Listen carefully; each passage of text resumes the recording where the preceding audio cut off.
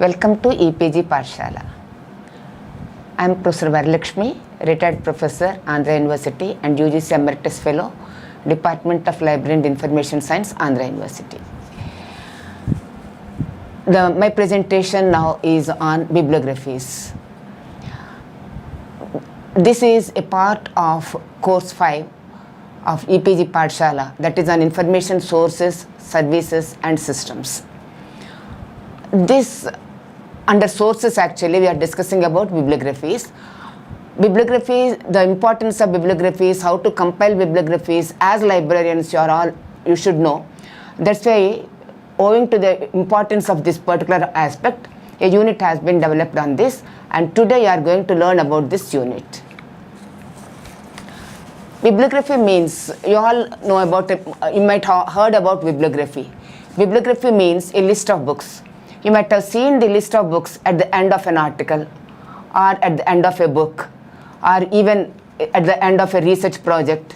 At the end of anything, you'll find a bibliography. It is just a list of books referred by that particular author that are cited at the end of the article. Similarly, bibliographies can be prepared that are published by a particular author. For example, all publications of Shakespeare, it is author's bibliography, we'll call it as, or all publications by a particular publisher like McGraw-Hill, that is also a bibliography. So any list of documents is called as a bibliography. So you know the concept, but today you are going to learn more about it, because as librarians you have to procure bibliographies that are already published, and you have also to compile bibliographies. So you should know more about bibliographies, which you are going to learn in this particular unit. Basically, bibliographies are the tools to find the information. After invention of printing press, the volume of literature has increased. So the scientists found it difficult to find information, whether it is available or not, if available, where it is available. Two aspects, that is, they have to identify whether information is already developed in that particular area or not. If they don't know that, they have to repeat the same experimentation, same findings, same research. So there's a waste of energy and money also. So for that purpose, first they want to know what is already available. So these are the tools to give them information about what is already available. That is the importance of bibliography. At the same time, where it is available, it is already published, it is already done, but where it is available, how to locate it. So these are the basic location tools. That's why we'll call them as pathfinders also. These are the basic location tools. So because of this importance, actually bibliographies are divided into different types, and all those details you are going to study in this. So scholars and scientists depend on bibliographic sources to draw an overview of subject, that is what has already been developed, and find a document which is suitable for their research, and to find out what is not already developed, and to go through that and to search in that particular area. Otherwise, they are bound to miss some part of the literature. Compilation of bibliographies is a process or technique that belongs to the whole of scholarship. That is not only librarians, even the researchers also will do that compilation. So it is a compilation of bibliographies is a vast area that can be prepared either by the author or by the trader or by the librarian. And as librarians, we are concerned more with the enumerative bibliography, which we are going to discuss in detail later. So as I told you, the increased growth of information made it impossible to find a particular book or a journal article without proper key. So there is treasure of knowledge, but without key you cannot open that treasure. So bibliographies are those keys to open the treasure and to find out what is available and where it is available and how to get them and how to read them. This is the purpose. Let us look at the evolution of bibliographies. The origin of bibliographies can be traced back to the Assurbanipal period and Greek civilization of 7th century, because they have developed a list of clay tablets they hold in their libraries. Before invention of printing press, the word was used in the sense of copying. Here, because number of copies are very limited, the scribes used to copy the documents. So in this context, they used to say about the bibliography means writing of books. Later, after the printing press have been developed, number of copies have increased. Now the context have changed from writing of books to writing about books. Bibliographies have a long evolution. Just now we have discussed about it. How this evolution has happened? Basically, when at the starting of writing of books, the author used to write a book, but how to produce multiple copies? At that time, there was no printing press. So the scribes used to prepare multiple copies. So this copying and making the book into multiple copies was called as bibliography. That was that at that time. But later, once printing press came into existence and it has been globalized, in every country printing publications are coming in print, then there was no need for scribes. So there was no need for such copying. So because of this, the concept has been changed. So instead of copying of books or writing of books, now it is called as about books, writing about books. That is, we are describing the book. What we are describing, that is describing about how to identify, that is how to locate. These are the two things we are giving. How to identify, that is by author, by title, by subject, and the location, where it is available, who is the publisher, what is the size of the book. So all details, we are describing all details of the book. So this is what bibliography means. Now, so it has changed from in its evolution from writing of books to writing about books. In 1763, change from writing of books to writing about books have occurred. The fair catalogs, that is the book exhibitions conducted at Frankfurt and Leipzig in 16th century, have led to the compilation of the bibliography. That is, we can call them as trade bibliographies also. Then in 1719, lists of private collections developed. Anyway, though during 18th century bibliographies were there, they have not contributed much to the development of the context. Only during the 20th century, the British Museum developed a catalogue of books in 15th century, and Pollard has published textual bibliography on Shakespeare works. So these are the two best examples of the initiation regarding the bibliographies. Therefore, the historical development of bibliographies can be summarized as early bibliographies, that are the trade catalogs or trade bibliographies, later attempts to compile universal bibliography and subject-wise lists of books. During 18th century, subject-wise listing are otherwise called as critical bibliography, and during 19th and 20th centuries developed subject-wise listing of books, which we are actually following even today. Coming to the definition of bibliography, bibliography has been defined by many people in many ways. Ranganathan has viewed it from the user point of view and defined it as a list of documents listed together for some purpose. The purpose is to bring to the attention of the reader an exhaustive and selective list of documents relevant to his pursuit of study or inquiry. So this is basically the purpose of a bibliography, to bring the information to the notice of user. That's why we are calling it as a location tool. The scope of bibliographies. The scope of bibliographies varies because they may be universal, national, partial towards a region or a subject. They may be comprehensive or just a reading list. What are the aims and functions of bibliographies? In 1950s, UNESCO and Library of Congress have listed the aims of bibliographies. The first one is, its aim is to make it possible for intellectual workers to learn of publications recording the developments of their fields of interest, not only in their own country but also throughout the world. The second function is to promote the effectiveness of a particular project in research. One is contribute to the cultural development and enjoyment which are derived from records of learning and culture. Last one is assist in promoting useful applications of existing knowledge and making the applications which have been developed in one country widely known to all other countries. The next part is to discuss about the branches and types of libraries. This we are dealing in detail, but before going to those details, I just want to give the difference between branches of bibliography and types of bibliography, because you should have a basic understanding about these two. Branches means while developing the bibliographies, according to the activity they have taken up, we can identify different bibliographies. For example, basically we can categorize into systematic or enumerative bibliography and analytical bibliography. Enumerative bibliography, as the name indicates, it is systematically describing the documents. It is recording. just recording the or preparing the list. That is enumeration. Next one is analytical. Analytical, as librarians, we are mainly concerned with systematic bibliography. Analytical bibliography, this is another branch, that is already prepared bibliographies I am talking about. So analytical bibliographies will talk about the books, that is critical analysis of the book. When that particular book, this is more related to manuscripts or the incunabula, that is before printing press. So when that book has been published, by identifying the book, the age of the book, by its font size, or by the method of presentation, or from the paper used, or from the font size used, from all the collation they'll call it as. So from these they'll identify, and sometimes even critical evaluation of the content also will come under the analytical bibliography. So basically two branches can be identified. One is enumerative or systematic bibliography, and the other is analytical bibliography.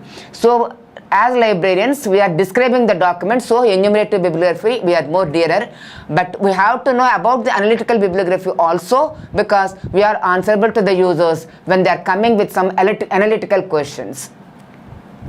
So the next one is about the types of bibliographies. Types is the bibliographies, depending upon the scope they are dealing with, can be categorized into different types. For example, if it is, the scope is all publications of a trader, then it is a trade bibliography. If it is all publications of an author, then it is author bibliography. It is all publications in a particular concept, then it is subject bibliography. It is all publications of a particular region, then it is regional bibliography. All publications of a language, it is language bibliography. So that is the difference between branches and types. Types is depending upon the scope, whereas branches depending upon the activity of that bibliography. Analytical or critical bibliography is further categorized into descriptive bibliography, historical bibliography, and textual bibliography. In fact, librarians are not much concerned about this because it is critical aspect. Most of the authors or historians are dealing with this subject. First, let us see about the descriptive bibliography. Descriptive bibliographies are books that give full physical description of the books they list, enabling to distinguish one edition from another and to identify significant variations within a single edition. So this is basically about the perfect state of the book, aesthetic features of the book, about the period of the book, all these physical details of the book. Then historical bibliography. History of making books, that is about writing, printing, illustrations, binding, etc. So it indicates the evolution of writing, printing, binding, etc. of the books. So this is about the physical description. Next one is textual bibliography. Textual bibliography, or sometimes also called as textual criticism, tries to provide with the most accurate text of writer's work. The purpose is to determine the effect of writing or printing process, its completeness, variations among editions, etc.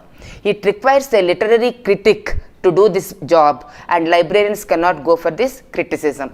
So basically, this part of branch, critical bibliography, is dealt by the historians or literary critics, and librarians are mainly concerned with enumerative or systematic bibliography. So far we have discussed about the branches of bibliographies. Now let us discuss about types of bibliographies. As I told you, there are different types of bibliographies, but before going to the types, just I want to give a brief introduction about the enumerative bibliography and its importance. Enumerative bibliographies, with which we the librarians are concerned, provide different kinds of information. Some focus on total collection of an author, some focus on only on specific subject, some are prepared basically on the best books that are available, best books for children, best books for adolescents, in this way. So based on the nature of the bibliographies, enumerative bibliographies or systematic bibliographies are further divided into two types, that is general and special. The general bibliographies includes universal, national, regional, trade, language bibliographies, because they are not confined to a particular author or a particular subject or particular type of material like incunabula. Special bibliographies includes author, personal, subject bibliographies, selective bibliographies, incunabula, and bibliography of bibliographies. Incunabula are the first type of bibliographies we can say. That is, this type of bibliography lists the early printed works up to 15th century. It was considered as a cradle period of printing, and the systematic order in arranging various parts of a book was not followed. Some examples are Proctor Robert, an index to the early printed books in the British Museum. Trade bibliographies already have given an example, that is Frankfurt Leipzig exhibition trade catalogs. So in the present context, we can also say about the books in print published by the R.R. Bowker, USA. The next type of bibliography is selected or eclectic bibliography. This kind of bibliography is concerned with the listing of only selected and the best books. Example, World's Best Books, Homer to Hemingway by Dickens. The next type of bibliography is subject bibliography. As librarians, we are mainly concerned with subject bibliography. It is a comprehensive list of all books, all periodical articles or pamphlets and other reading material in a particular subject. Example, the Cambridge Bibliography of English Literature, published in 4 volumes with a supplement 5th volume, edited by G. Watson. Next type of bibliography is author bibliography or biobibliography. That is, it records all articles, books, everything written by an author or attributed to him or on the author. For example, Sharma Jagdish, Mahatma Gandhi, a descriptive bibliography. It includes a bibliography of all books written by Gandhi and on Gandhi. Bibliography of bibliographies is the next type of bibliography. Bibliography itself is a secondary source because it is listing the books and periodical articles. These bibliographies became innumerable. So to have a control over these bibliographies, bibliography of bibliographies have been developed. So it is a list of bibliographies listed in a systematic and logical order. It includes all types of bibliographies published in different fields. Example is the World Bibliography of Bibliographies and bibliographical catalogs, calendar, abstracts, digests, indexes, etc. Bibliophilic bibliographies. This is the last type of bibliography. Bibliophilics are the book lovers. Book lovers will have a good collection of books. So if you have prepared a list of books collected by a book lover, it is called as bibliophilic bibliographies. These are different types of bibliographies. Then few bibliographies we will discuss in detail, which are related much to the library field. The first one is universal bibliography. According to Ranganathan, a bibliography to be universal should include all published material, whether books or parts of them, or periodicals or articles in them, or combination of them on all subjects, in all languages, in all countries and at all times. So attempts have been made for this universal bibliography. The first attempt is by Conrad Gessner, who developed in 1543 a Bibliotheca Universalis. Mass catalogs of the trade catalogs of Frankfurt and Leipzig book fairs also comes under the universal bibliographies. Further attempts were made during 18th century and 19th century, but the best effort we can talk about is about the Paul Artlett and Henry La Fontaine. During 1895, they have proposed a universal bibliography and made certain attempts towards it, though they were unsuccessful. What is the problem of compiling a universal bibliography? As the name itself indicates, universal bibliography means all publications in the entire world, which itself is an impossible task. Completeness is not possible. Only information available, but not the books.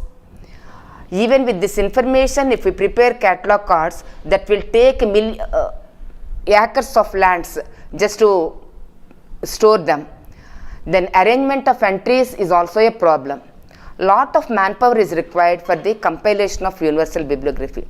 So instead of preparing a universal bibliography, certain alternate methods were suggested. The best method is having each nation having its own bibliography, and if all these national bibliographies are compiled together, it becomes the universal bibliography. Or a selective universal bibliography, for example, on a particular subject, maybe food and nutrition or aeronautics, taking a particular subject and preparing a universal bibliography. Even that is also difficult, but still some attempts can be made. So finally it was felt that universal bibliography is not necessary because it is unusable due to bulk, and large amount of information may not be necessary. The next important of bibliographies is national bibliographies.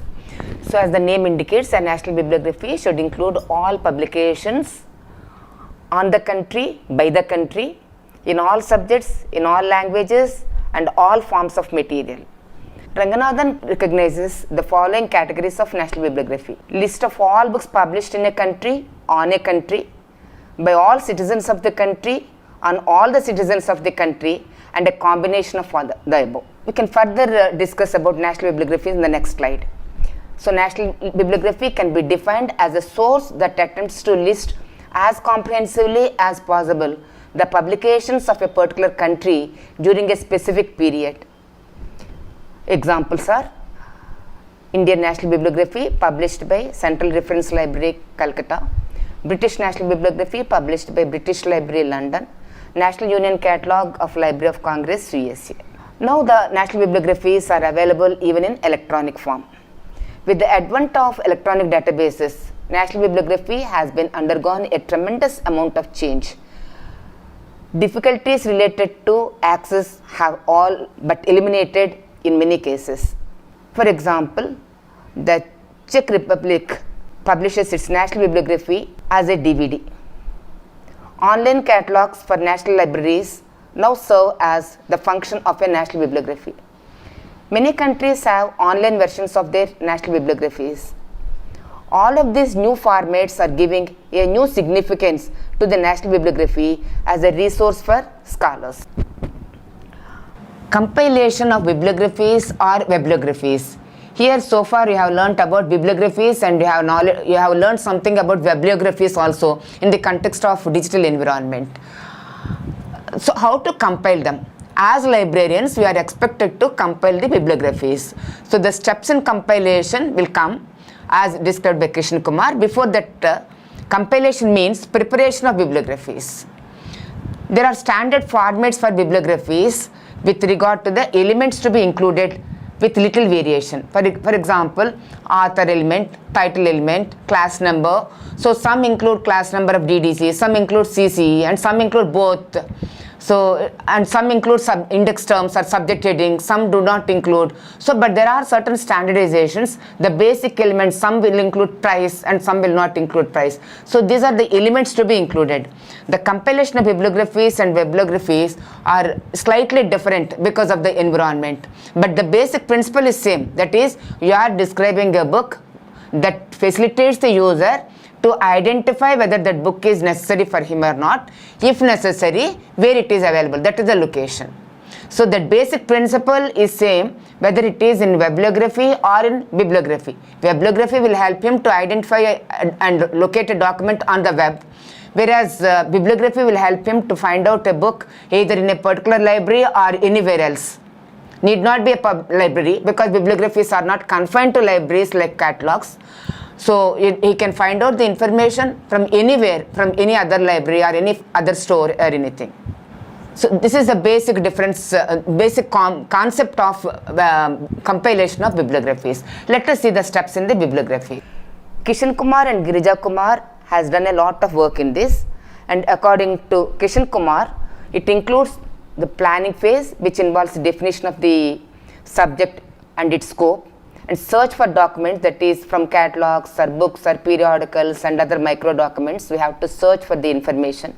Then selection of information, pruning out the unnecessary one and selecting only the relevant ones, and preparation of entries with the help of standard catalog code, and arranging the entries in a classified or alphabetical order, or usually both orders will be preferred. Preparation of bibliography in typed form or in print form, but now they are available even in the electronic form. With the change in the information environment, especially the network development, bibliographies have emerged. We are calling bibliography, wherein biblio means books, so it is list of books. But now we are depending upon the web, data on the web. So this is called as bibliography. So if you prepare a list of websites available on a particular subject, or by a particular author, or of a particular region, or by a particular publisher, then these are called as bibliographies. Now similar control mechanism is required for electronic documents, And bibliography is the name bibliography was coined by Dr. James Frankel in 2000. The bibliography presents a wide range of electronic resources related to a specific subject that are freely available on the internet. Bibliography denotes an enumerative list of hyperlinks surrounding a common subject or theme following standard citation guidelines. Bibliography is needed to facilitate limited user time to access the internet, lack of search skills, difficult to find pertinent information from the huge or mass of information available, which usually we'll call it as finding a needle from haystack, need for bibliographical control to identify and locate information, to save time of the user, and to have optimum access and use of information, which is more important than other reasons. How to compile a bibliography? It is similar to that of the traditional bibliography of printed resources. Dirish has suggested the following steps: selecting the topic and the scope of it, searching on the web instead of the catalogs and books and library shelves. We can search the web, navigate the navigation of this web, browsing and selecting the best among the retrieved, relevant among the retrieved, creating a web page, and writing an introduction, preparing a table of content to help user to navigate the subject gateways easier. Evaluation of bibliographies. Evaluation is an important concept in reference services because reference books are very costly. They are very expensive and they are not revised annually or in a frequent time period. Their revision is also for 10 years, 15 years, like that. Because preparation of reference books itself is very expensive and procuring them is still expensive for the libraries. So because of this, while purchasing a reference book, we have to know the worth of it, how far it is suitable for our audience or our library users, and what is the condition of the book, whether it can retain, because it is more and more useful, more and more used in a library, because in a reference section, same encyclopedia will be used by multiple users multiple times. So how it can withstand for that multiple use? So the tangibility of the paper, tangibility of the binding, so the physical structure of the document as well as the content of the document to be suitable to our library or not. That is the worthiness of the document in terms of the container as well as the content. That is the importance of evaluation. For almost all reference sources, we have to do this evaluation. For bibliographies also, there are certain evaluation criteria, and the basic criteria are authority, scope, entries and items of information, arrangement, entries and items of information, revision policy, special features, drawbacks, and format. These criteria are almost all similar to any type of reference source, and bibliographies also hold the same criteria for evaluation. Summary. In this unit, so far you have seen the importance of bibliographies, what are bibliographies, their evolution and their branches, types, and in detail about different types of bibliographies and also their compilation. So bibliographies are very important. That's why even at the national level, every nation is developing its own national bibliography, because that is the control apparatus for the intellectual output of a nation. Similarly, even in the library also, when a researcher comes and asks you, or any user comes and asks you for a particular books available on a particular topic of his interest, then you have to compile a bibliography. So without compilation of bibliographies, especially the subject bibliographies, the scientific community cannot survive with their information needs. So compilation of bibliographies and serving the users with this basic service, or one of the core services of a library, is more important. That's why you have to learn more about bibliographies. If you want to learn more, already the more detailed information is available in e-text. Please refer to that also, and under that learn more also given, so you can refer the other books also for more information. Thank you very much.